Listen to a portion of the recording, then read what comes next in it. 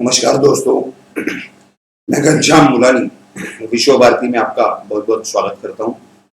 आज सुबह के हमारे वीडियो में हमने जो आर्यन खान, अरबाज मर्चेंट और मुनमुन धमेचा के आज होने वाली जो बेल एप्लीकेशन यानी जमानत की अर्जी पर सुनवाई थी उसके बारे में जानकारी दी थी और लगभग कुछ उसी तरह के वाकयात हुए स्पेशल कोर्ट में। हमें जो लाइव वहां से जानकारी आ रही थी, हमें जो एक्सेस था वहां पर, उसमें जो बहस हुई उसकी पूरी जानकारी हमने नोट की, उस पर ध्यान दिया क्या क्या बहस हुई। जिसमें सबसे जरूरी बात यह है कि सुबह इस केस के ऊपर कोई भी बहस होने के बजाय, बोर्ड पे लेने के बजाय, ये 2:45 बजे बोर्ड पे लिया गया। पहले बुलाया गया था, लेकिन जो स्पेशल पब्लिक प्रोसिक्यूटर हैं केस के लिए, गवर्नमेंट ऑफ इंडिया के लिए या एनसीबी के लिए, एसपीपी स्पेशल पब्लिक प्रोसिक्यूटर सेतना, ये हाईकोर्ट में थे कुछ मामलों के लिए।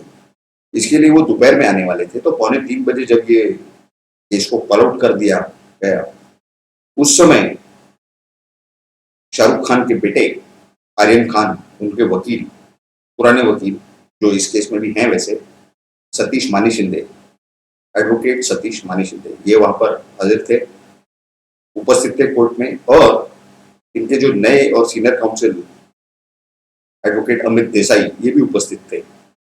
इन्होंने सीबीआई का जो वहां पर जवाब आया, ये लगभग 2:50 दोपहर के आसपास वो जवाब वहां पहुंचा हुआ, कोर्ट में दिया गया। ये बाकी सारे जो वकील थे उन्हें दिया गया। सिर्फ आर्यन खान के बेल की एप्लीकेशन नहीं थी आज। आर्यन खान के साथ वो अरबाज मर्चेंट और वो मुनमुन धमेचा और कुछ 6-7 और लोगों की बेल की अर्जी थी वहां पर, जिसके ऊपर बहस होनी थी। तो इसकी शुरुआत जो सतीश माने सिंधे हैं, उन्होंने इसकी शुरुआत की और उससे तुरंत बाद कुछ ही समय में उनसे टेक ओवर किया सीनियर वकील जो है अरबाज इसके आर्यन खान के अमित देसाई। और इन्होंने लगभग वही बहस की और वही दलीलें रखी विशेष न्यायालय के सामने, जो कि नवाब मलिक आरोप लगा रहे हैं, इन्हें टारगेट किया गया, इनके पास ड्रग्स इनके पास से बरामद नहीं हुए वगैरह वगैरह वगैरह, और खाली चैट के आधार पर ये सब नहीं हो सकता। जब इन्हें पकड़ा गया तब इनके पास मोबाइल फोन नहीं थे, तो मोबाइल फोन तो अगर इनके घर में थे तो वो कैसे हो सकता है। जब वहां पकड़ा गया तो वहां पंचनामा जो हुआ उसके बाद आप उसके अंदर मोबाइल फोन कहाँ से ले आएंगे वगैरह वगैरह। क्या जांच में जब इंसान का बैंक अकाउंट चेक किया जाता है तो क्या बैंक और बैंक अकाउंट के साथ में लेके घूमता है इंसान, अगर कोई इकोनॉमिक या आर्थिक गुना होगा, इकोनॉमिक ऑफेंस होगा तो? ये तो वही वाली बात हो गई कि जब सामने वाले के खेत में गलत काम हुआ उस समय हमारा गधा वहां नहीं था, वहां जो उसका खेत को ध्वस्त कर दिया गया, उसकी जो फसल है वो नुकसान हो गया, उस समय हमारा गधा वहां नहीं था। अरे ये कैसे बात हो गई, गधे का मालिक तो था। तो ये सब जो है फालतू की बेवकूफी वाली दलीलें इन्होंने दी, जिसकी की जानकारी हमें पहले से उम्मीद थी। हमारे जो विश्वसनीय सूत्र हैं उनसे जो जानकारी मिल रही थी, वो हिसाब से हमें इसकी पूरी पूरी अपेक्षा थी। खैर, ये सब के चलते जो भी ये सब बहस हुई, उसमें सबसे बड़ी पॉइंट एडवोकेट अमित देसाई ने जो उसके अंदर ये रखी थी, एक तो ये चैट वाली बात थी कि सिर्फ चैट करने से कोई गुनाह नहीं हो जाता। ये एक महत्वपूर्ण उन्होंने पॉइंट रखी थी। दूसरा, उससे बड़ा और ज्यादा महत्वपूर्ण पॉइंट उन्होंने ये रखा वहां पर मुद्दे की बात, जो सेक्शन 27 है, जो कलम 27 है एनडीपीएस एक्ट का, उस कायदे में षड्यंत्र का जो चार्ज सबके ऊपर लगाया गया है, जो कलम सबके ऊपर लगाया गया है, वो आर्यन खान पर नहीं लगाया गया। तो इस वजह से इन्हें जमानत दे देनी चाहिए, इस तरह की। और उन्होंने लगभग 2 घंटे के आसपास उन्होंने बहस की। बीच बीच में दूसरे जो मुनमुन दमेचा है या दूसरे जो लोगों ने जिनकी जमानत की अर्जी है, उन्होंने भी बीच में थोड़ी थोड़ी बात की थी। तो लगभग ये विषय 2 घंटे चला। 4:45 के करीब करीब जो सरकारी वकील हैं केंद्र सरकार के, उन्हें कहा गया कि आप आपकी दलीलें रखिए। तो उस समय एडवोकेट अनिल सी सिंह जो एडिशनल सॉलिसिटर जनरल हैं भारत सरकार के, और इस केस में एनसीबी यानी नारकोटिक्स कंट्रोल ब्यूरो की तरफ से वो अपीयर हो रहे थे, उन्होंने एक एक सही सही दलील रखी और उन्होंने ये कहा कि हम किसी एक आरोपी के विषय में नहीं कह रहे, हम ये पूरे केस की छानबीन कर रहे हैं और ये सब वहां यूं ही जमा नहीं हुआ आकर के, जरूर इन्हें किसी ने तो बुलाया होगा। इतने सारे लोग जो जमा हुए, जिनकी रेप पार्टी वहां चल रही थी, और उसमें सबसे महत्वपूर्ण बात उनकी ये थी कि जहां तक आर्यन खान का सवाल है, उन्होंने ये कहा कि आर्यन खान ने अपने 4 मित्रों को यानी 4 दोस्तों को अपने घर में बुलाया था और वहां से अपने गाड़ी में बिठा करके ये क्रूज तक ले गए। वो और बात है कि ड्राइवर जो ड्राइविंग कर रहा था, गाड़ी चला रहा था, वो ड्राइवर था, लेकिन उसने किसके आदेश पर गाड़ी चलाई? यही आर्यन खान के। तो कहने का मतलब ये, और उस समय आर्यन खान को मालूम था कि उनके साथ में जिनको उन्होंने बुलाया है अरबाज मर्चेंट, उनके पास ड्रग्स हैं। तो ये जानते हुए इस व्यक्ति के पास ड्रग्स हैं, अगर वो साथ में ले जा रहे हैं तो बिना किसी कारण के नहीं ले गए थे। इस पर जो आर्यन खान के वकील थे, उनकी जो बहस उन्होंने पहले की थी, उसमें उन्होंने ये कहा था कि देखिए वहां पर बहुत सारे लोग जमा हुए थे, तो किसी कैसे मालूम हुआ कि कौन क्या करके आया है, लेकिन ये जो साथ में गए थे, इनके पास जो ड्रग्स थे, उस विषय की बात उन्होंने नहीं कही थी। ये बात खोली अनिल सी सिंह, एडवोकेट अनिल सी सिंह, जो एडिशनल सॉलिसिटर जनरल है गवर्नमेंट ऑफ इंडिया के लिए, भारत सरकार के लिए। तो इस तरह की जानकारी उन्होंने न्यायालय के सामने रखी अपने दलीलों द्वारा, और उन्होंने एक और बात कही कि ये जो अभी ये बात हमने पूरी बताई कि जब इन्हें मालूम था कि उनके पास ड्रग्स हैं उनके दोस्तों के पास, और उन्हें ही अपनी गाड़ी में बिठाकर ले गए, तो क्या ये ट्रांसपोर्टिंग नहीं हुई? यानी उन्होंने अपने शब्दों में ये कहा था, लेकिन कहने का मतलब ये है कि सब जानते हुए अगर ये किया जा रहा है, तो ऐसे हालात में क्या इन्हें छोड़ दिया जाना चाहिए? ये सबसे पहला उन्होंने इस तरह से मुद्दा उपस्थित किया। दूसरा, उन्होंने ये भी कहा कि ये इतने इन्फ्लुएंशियल लोग हैं कि इन्हें अगर जमानत पे छोड़ा गया तो कल ये विटनेसेस का स्टेटमेंट चेंज करवा सकते हैं, यानी जो साक्षीदार हैं उनका बयान ये बदलवा सकते हैं, उन्हें इन्फ्लुएंस कर सकते हैं, प्रेशराइज कर सकते हैं। कहने का मतलब ये। दूसरा, ये जो सबूतों के साथ छेड़छाड़ कर सकते हैं, टेम्पर कर सकते हैं, सबूत नष्ट कर सकते हैं। ये दूसरा उन्होंने सही बात कही। अगर आप देखेंगे कि आज सुबह के हमारे वीडियो में हमने ये सब मुद्दों का उल्लेख किया था, ये बताया था हमने, और उसी तरह की लगभग बहस उन्होंने वहां पर की है। और जो हमें अंदेशा था कि 5:30 बजे तक, जब तक ये सेशन कोर्ट, ये स्पेशल कोर्ट बैठेगा, तब तक ये पूरी जो आर्गुमेंट है वो नहीं हो पाएगी। अब ये आर्गुमेंट का मकसद क्या था? देखिए, वकील जब दोनों पक्ष आर्ग्यू करते हैं तो उनका काम होता है न्यायालय को, सम्मानीय न्यायालय को असिस्ट करना, मदद करना, ताकि किसी फैसले तक पहुंचने के लिए और सही फैसले तक पहुंचने के लिए। इसके लिए हर पक्ष अपनी दलीलें रखता है, जिससे कि न्यायालय सही फैसले तक पहुंच सके।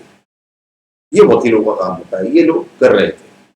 तो इस तरह की सही सही जानकारी अनिल सिंह, जो स्पेशल सॉलिसिटर जनरल हैं गवर्नमेंट ऑफ इंडिया के, उन्हें हम सल्यूट करते हैं कि उन्होंने बहुत सही सही बहस की। हालांकि उनकी बहस, उनकी दलीलें अपूरी रही, और ये विषय फिर कल पे रखा गया है, यानी 14 अक्टूबर 2021 गुरुवार के दिन, जिस पर अमित देसाई, जो कि आर्यन खान के वकील हैं, एडवोकेट अमित देसाई, उन्होंने कहा कि इस विषय को सुबह 11 बजे लिया जाए, जिस पर सम्मानीय न्यायालय ने खुद कहा, जो स्पेशल जज हैं उन्होंने खुद कहा, जज साहब ने, कि इस न्यायालय के पास पहले से 5-6 मामले प्रलंबित हैं, वो मामले खत्म करने के बाद ये विषय लिया जाएगा। तो लगभग आप समझ लीजिए कि दोपहर के 1 बजे या उसके बाद ये मामला बोर्ड पर आने की संभावना पूरी दिख रही है, यानी दोपहर में। तो इस तरह के हालात हैं। इस पर जो सरकारी पक्ष, यानी जो एनसीबी के वकील एडवोकेट अनिल सिंह या फिर स्पेशल पब्लिक प्रोसिक्यूटर सेतना, इन्होंने कोई रिएक्शन नहीं दिया। यानी ये जो मामला जब कल आएगा तो जो बाकी बची हुई बहस है वो पूरी होगी, और उसके बाद न्यायालय इसे केफ्ट फॉर ऑर्डर या आर्गुमेंट क्लोज्ड करके आगे की तारीख दे सकता है कि बाकी अगर कुछ बचा हो तो एक चांस देना चाहिए एक और तारीख पे, और अगर नहीं तो फिर केफ्ट फॉर ऑर्डर ऐसा भी कह सकता है। और अगर उनके ऊपर ज्यादा प्रेशर हो, क्योंकि नॉर्मल जो प्रोसीजर है वही हम आपको बता रहे हैं, अगर उनके ऊपर ज्यादा प्रेशर है या ज्यादा उन्हें घाई हो फैसला करने की, तो वो तुरंत उसका जो ऑर्डर है वो दे सकते हैं। वो डिटेल जो ऑर्डर है वो बाद में आएगा, लेकिन जो रूलिंग पार्ट ऑफ ऑर्डर है वो तुरंत वहां पर डिक्लेयर कर सकते हैं पब्लिकली कोर्ट में। तो इस तरह की ये पूरी बहस चली। आने वाले समय में जो संभावना लग रही है, यानी कि कल ये जो बातें रिकॉर्ड पर ली गई है या ये जो दलीलें दी गई है, इस आधार पे ये संभावना काफी कम है कि इनके जमानत की अर्जी, यानी ये जो 3 लोग हैं जिसमें से आपको बताया मुनमुन दवेचा, आर्यन खान और अरबाज मर्चेंट, ये तीनों की जो बेल एप्लीकेशन मंजूर होने की संभावना बहुत कम है। क्योंकि उसका एक और आपको रीजन बता रहा हूँ कि एक आर्गुमेंट जो एडवोकेट अमित देसाई का था कि जो सेक्शन 27 है एनडीपीएस एक्ट का, वो इनके ऊपर नहीं लगाया गया है। इस आधार पर उन्हें बहुत कॉन्फिडेंस होगा कि इनकी जमानत की अर्जी मंजूर हो जाएगी और अरबाज खान जो है उन्हें रिहा कर दिया जाएगा जमानत पर। लेकिन इसमें सबसे बड़ी और महत्वपूर्ण बात यह है, इसके जवाब में जो सरकारी वकील ने पक्ष रखा था, additional solicitor general Ranveer Singh, इन्होंने ये कहा था कि ये एक पूरा अंतरराष्ट्रीय स्तर का कनेक्शन लग रहा है, इसकी जो है जांच चल रही है, और जो विदेशी यानी नाइजीरियन जो पकड़े गए थे गोरेगांव या कहीं पे 2-3 दिन पहले, उनका नाम और उनके साथ में एक और व्यक्ति पकड़े गए, उनका नाम बताया गया। और उन्होंने कहा कि इन्हीं के बयानों पर ये पूरी हमें जानकारी मिली है और इस वजह से हम ये अरेस्ट कर पा रहे हैं। और इसमें किसी और फॉरेनर्स के साथ भी इनकी चैट हुई है, और उन्हें कैसे पकड़ा जाए या उन्हें कैसे यहाँ लाया जाए इन्वेस्टिगेशन के लिए, या उनका कैसे पार्टिसिपेशन हो इन्वेस्टिगेशन में, इसके लिए हम मिनिस्ट्री ऑफ एक्सटर्नल अफेयर से संपर्क ऑलरेडी कर रहे हैं।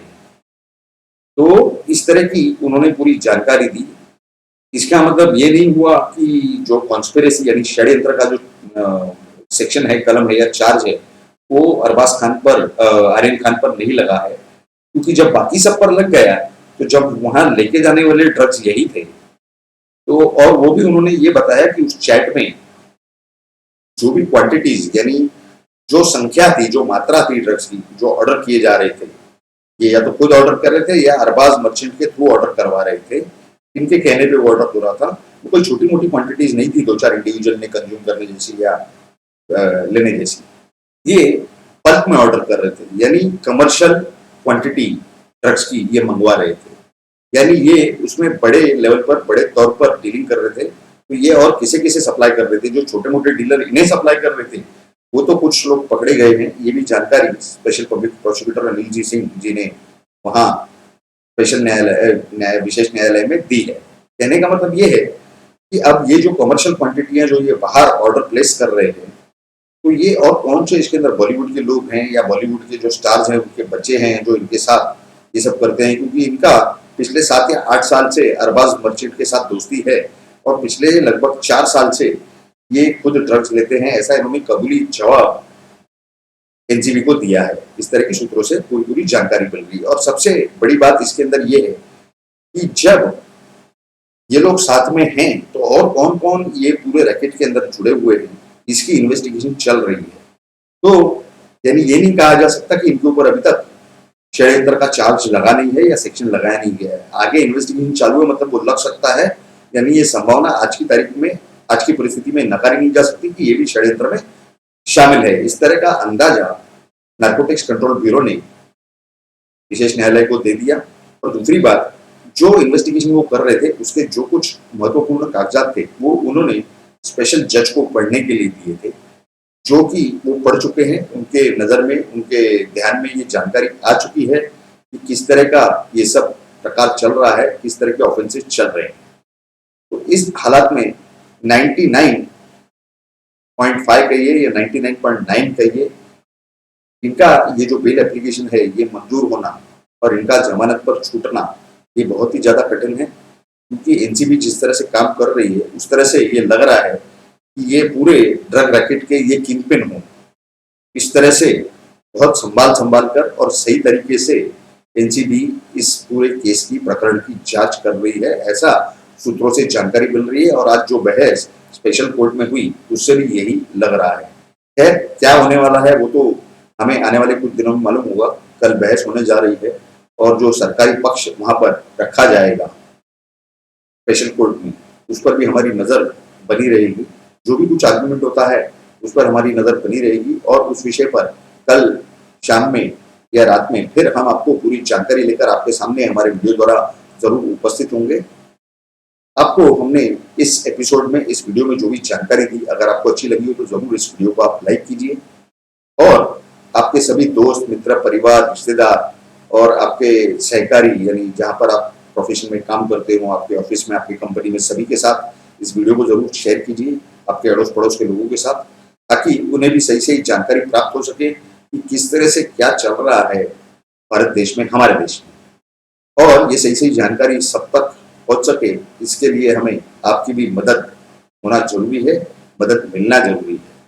क्योंकि जितने भारतीय हम हैं और सही जानकारी सबके सामने रखना हमारा कर्तव्य है, उतना ही कर्तव्य आपका भी है। और हम सभी इस देश के शेयर होल्डर हैं, हमारे ही पैसों पर, हमारे ही टैक्स पर ये देश चलता है। तो देश के मालिकों के साथ क्या गद्दारी की जा रही है या उन्हें कहाँ मिसगाइड किया जा रहा है, मिसलीड किया जा रहा है, गुमराह किया जा रहा है, ये हर नागरिक को जानकारी होना बहुत बहुत जरूरी है कि उनके साथ ये जो वीआईपी है, सेलिब्रिटी हैं या इनके बच्चे हैं, ये हमारे साथ क्या कर रहे हैं, देश के साथ क्या कर रहे हैं, युवा पीढ़ी क्या इस देश की नष्ट होनी चाहिए, नहीं होनी चाहिए। इसके लिए हम ये संपूर्ण जो जानकारी है आप तक लेके आकर के रखते हैं। और आप तो जानते हैं कि महाराष्ट्र की हालत जो है, महाराष्ट्र साफ करने का कोशिश नरेंद्र मोदी की सरकार कर रही है नार्कोटिक्स कंट्रोल ब्यूरो द्वारा, कि वहां की युवा पीढ़ी नष्ट नहीं हो।